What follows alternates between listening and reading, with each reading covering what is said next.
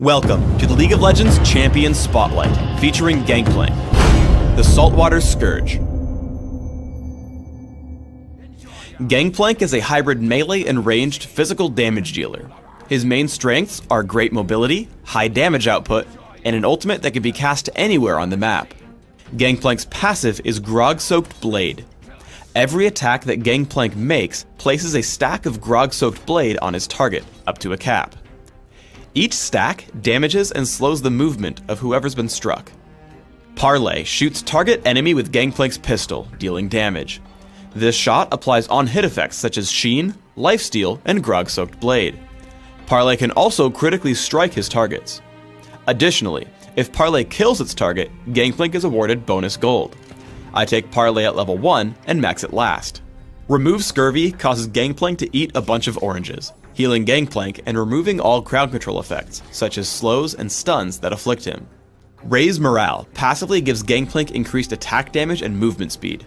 When activated, Gangplank gains an even larger bonus to these stats, and grants a smaller bonus to nearby allied champions as well. I take Raise Morale at level 2 and max it by level 9. Cannon Barrage marks an area on the map for a few seconds, slowing all enemies in the area and causing cannonballs to fall randomly in the area, damaging anything they strike. Cannon Barrage can be cast anywhere in the game, regardless of how close it is to Gangplank.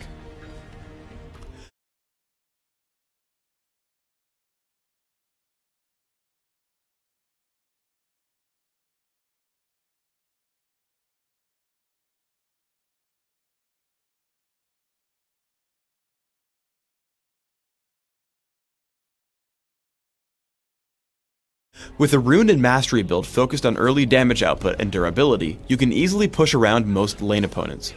Once Scion blows his stun, I push in with Parlay and activate Raise Morale for bonus movement speed and damage.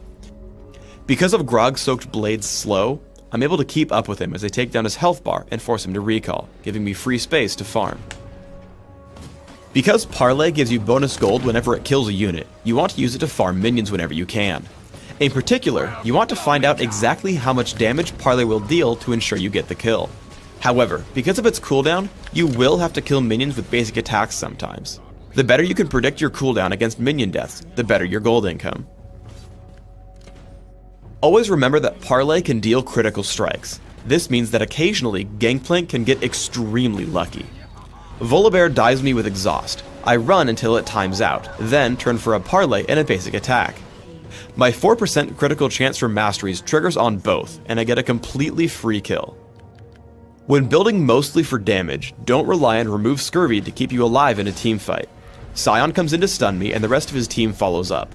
I remove Scurvy, use Cannon Barrage, and try to run, but now I can't escape the Exhaust or Volibear's Rolling Thunder. While my team is able to pick up a few kills from behind, I die before really helping out my team much. Instead, use a couple of tricks to keep you safer. With Cannon Barrage and Summoner Teleport, you can push a side lane and still show up to the battle without missing a beat. As I watch the battle unfold, I look to kill the squishiest targets possible. I blow up the enemy Scion with Parlay, then activate Raise Morale and Shurelia's Reverie to give my team supreme positioning. With Annie and Vayne completely split off from the rest of my team, we take down Master Yi and Volibear. Because Gangplank takes on the role of carry, you should find pushing with a minion wave to be very powerful. I'm able to earn a lot of gold, pushing up the minion wave to the windmill and Fiddlesticks. Whenever he leaves the turret, I push in with Parlay and Grog-Soaked Blade. However, I don't want to dive the turret until I have minions to capture it, so I continue farming. Once they have started capturing the turret, I push in until I notice him channel Crowstorm. Once that ends, I can tank and out-damage drain with Cannon Barrage and Parlay, killing him underneath the windmill and taking the capture. As we get into a teamfight around the windmill, I aim for the squishy targets on the enemy team. I Parlay Twisted Fate and remove Scurvy his stun. Then I activate Youmuu's Ghostblade and take him down almost immediately. Exhaust and Cannon Barrage help me make short work of Volibear as well, leaving just me and Fiddlesticks. Unfortunately, Fiddlesticks is guaranteed to win a fight against me due to his larger health pool. However, a combination of Parlay, my movement speed, and remove Scurvy allow me to waste his time until reinforcements show up. You can use Cannon Barrage to stop enemy captures. I drop it on Fiddlesticks, keeping the windmill neutralized. However, Pantheon and Volibear can easily capture it because I aimed it badly. Instead, aim it at the middle of the point so you can stop everyone. For runes, I take armor penetration marks, flat armor seals, flat magic resist glyphs, and flat attack damage quintessences. This build gives me significant early game damage output with Parlay in case I want to push around my lane opponent, while giving me decent resistances that synergize with bonus health, lifesteal, and remove scurvy. My masteries are 2109, focusing on all physical damage increasing masteries and offense, while taking increased mana regeneration and neutral buff duration in utility. I take Exhaust and Teleport on Summoner's Rift, while subbing out Teleport for Surge on Dominion. In Classic, I open with a Regrowth Pendant and Health Potion, upgrading to Philosopher's Stone. I look to grab cooldown reduction through Ionian Boots of Lucidity and Brutalizer.